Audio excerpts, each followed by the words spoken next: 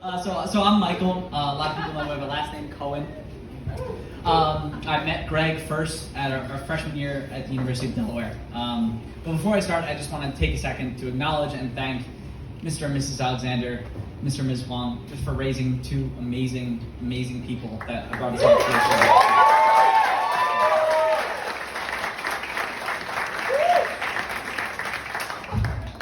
So when I first met Greg, I genuinely thought that he hated me.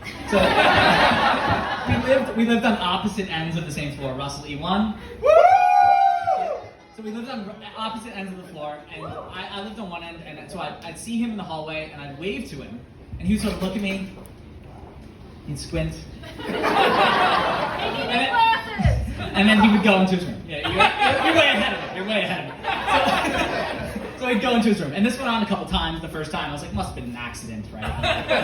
Of course, he didn't see me. But then after the second and third time, I was like, this person doesn't like me for some reason. And so I knew he had an Xbox, right? I knew he had an Xbox. I knew he liked pizza, and so I showed up at his dorm one day with a new Halo game and with a pizza, and now I'm here. So.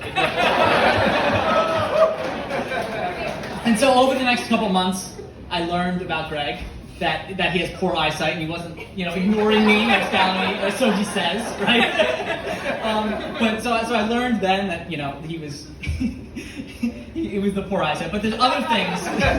There's other things that you learn about Greg. If you're friends with Greg for a long time, you learn a lot. And so I actually came prepared with a list of things that you learn in the country.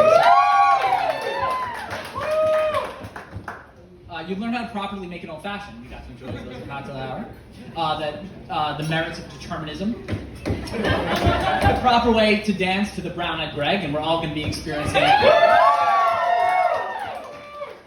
Which sports books are offering the most positive EV on everybody? That the martingale strategy is never a good idea. Papa John's is actually a really good deal. Why the Phillies are not going to collapse down the stretch this year. And the mating habits of sea urchins. And I could go on with this list. But the most important thing you learn about Greg when you're friends with him for a long time is that he's always surrounded by a circle of friends. He's always surrounded by a tight-knit group of people. Whether it be at the University of Delaware, whether it be at Spruce Castle in Philadelphia, Bethlehem, the Hut, where's the Hut people at? So wherever you go, wherever you follow Greg, you always find that he has a circle of people around him. And I don't think that that's an accident. I don't think that that's an accident.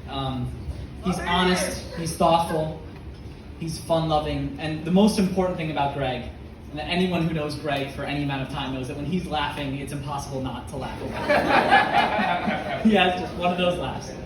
And so when Greg told me that he met a cute girl, the way it was described, I met a cute girl who lives in 7th grade, I was very happy for him. When I first got to meet Chelsea and I saw how intelligent and kind and beautiful she is, I thought it was a fantastic match. It was when I first heard them laughing together. I knew that they were the perfect couple. And so, if y'all raise a glass.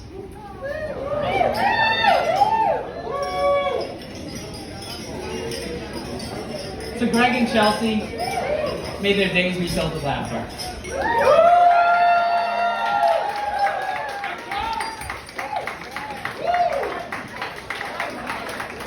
All right, at this time we're going to get the father of the groom to come.